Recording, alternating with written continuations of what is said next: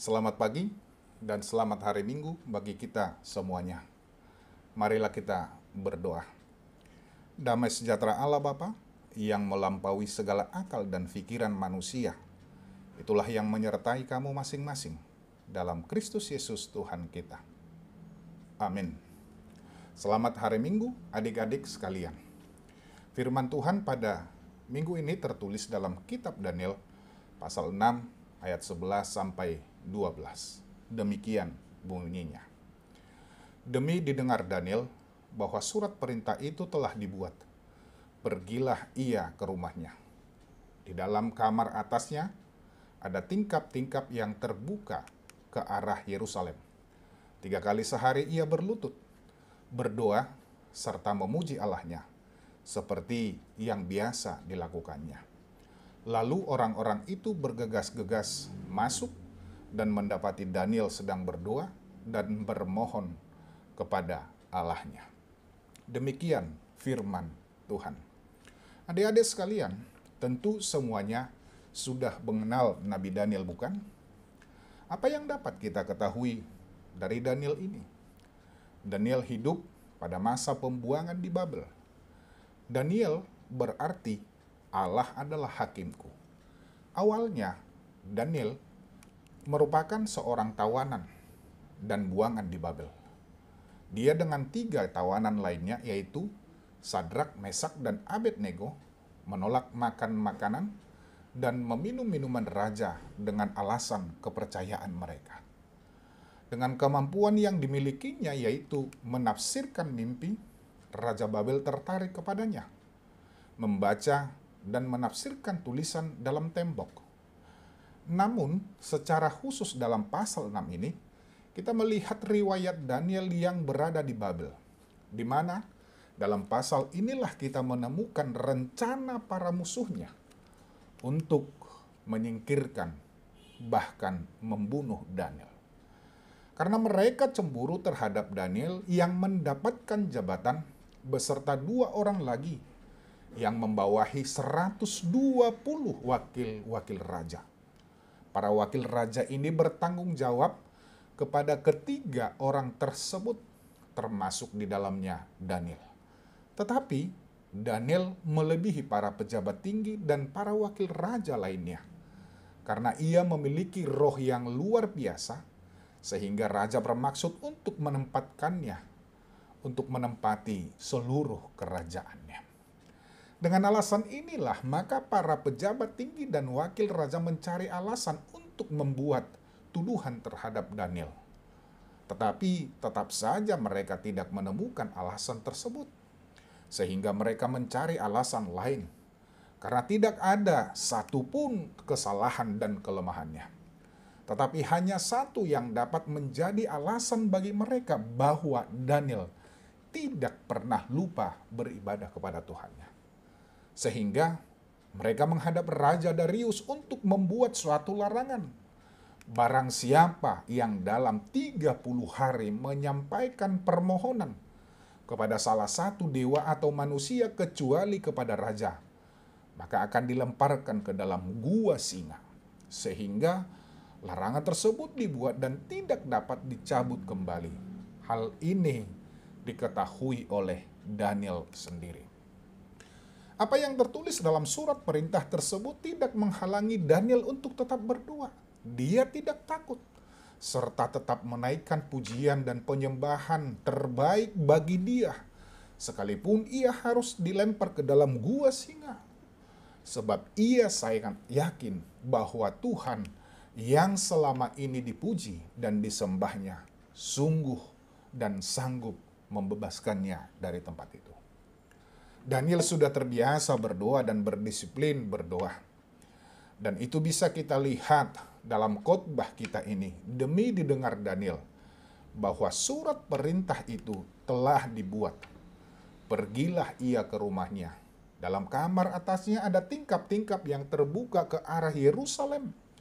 3 kali sehari ia berlutut, berdoa serta memuji Allahnya seperti yang biasa dilakukannya. Bukan karena Daniel tidak mempunyai pekerjaan. Tidak hanya sibuk dalam bekerja, Ia pun berhadapan dengan begitu banyak orang yang iri melihat kesuksesannya. Namun dalam semuanya itu, ia biasa melakukan doa. Berlutut memuji Allah sebanyak 3 kali sehari. Ada atau tidak ada pekerjaannya, sibuk atau tidak sibuk, dia tetap berdoa dengan disiplin. Tidaklah heran apabila Alkitab mencatat kecerdasan Daniel 10 kali lipat dibanding semua orang berilmu di seluruh kerajaannya. Juga diketahui memiliki roh yang luar biasa. Kecerdasan Daniel dikatakan melebihi 120 wakil raja dan 2 pejabat tinggi lainnya seperti yang sudah kita singgung tadi. 4 kali raja berganti, Daniel masih tetap menjabat. Itu membuktikan bahwa Daniel memang berbeda. Kebiasaannya berdoa ternyata dapat memberikan pengaruh yang sangat besar dalam kehidupannya. Walaupun ada larangan dan perintah, dia tetap tidak takut untuk melakukan ibadah. Dan doanya hanya kepada Tuhan Allah saja. Nah, adik-adik sekalian, dalam Yakobus dikatakan doa orang yang benar bila dengan yakin didoakan sangat besar kuasanya. Yakobus 5 ayat 16b. Bukti yang dapat kita lihat adalah kisah Daniel. Dengan peristiwa ini, dapat kita perhatikan arti yang sungguh sangat dalam dari doa. Apapun yang menjadi ancaman tidak menjadikan semangat Daniel surut dalam hal berdoa dan beribadah kepada Tuhannya. Tidak pernah takut, bahkan malu untuk berdoa, walaupun di tengah-tengah orang yang tidak mengenal Allah. Perhatikan saja, banyak orang yang bergegas-gegas melihat Daniel berdoa kepada Tuhannya. Kebiasaan Daniel ini tidak terjadi secara tiba-tiba. Tetapi ini sudah dilakukannya sejak masa mudanya, bahkan sejak dia kecil.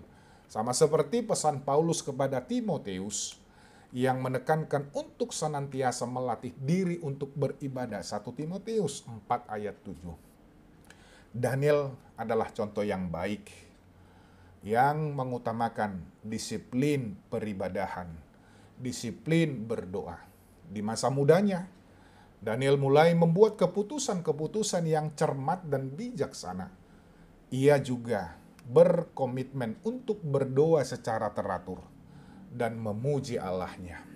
Ketekunannya dalam mencari Allah telah menghasilkan kehidupan iman yang sangat jelas terlihat oleh orang-orang di sekitarnya. Raja Darius yang tidak mengenal Allah bahkan menyebut Daniel sebagai hamba Allah yang hidup. Seperti Daniel, kita sangat membutuhkan Allah. Maka sediakanlah selalu waktu kita untuk bersama dengan Allah. Nah, untuk itu, adik-adik sekalian, biasakanlah berdoa sejak dari sekarang. Jangan malas untuk berdoa.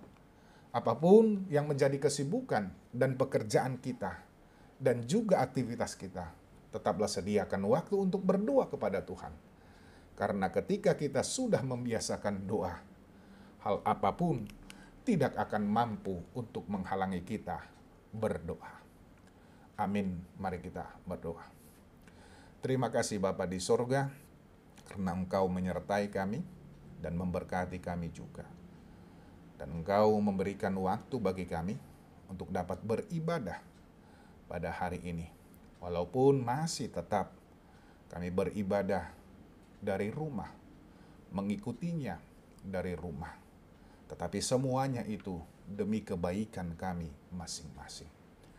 Terima kasih atas sapaan firman yang telah kami dengarkan melalui hamba-Mu Daniel, yang tetap senantiasa teguh di dalam imannya, walaupun dia diberikan pekerjaan di Babel, walaupun dia diberikan makanan-makanan yang enak, tetapi dia tetap tidak berpaling dari iman kepada Tuhan Allah saja.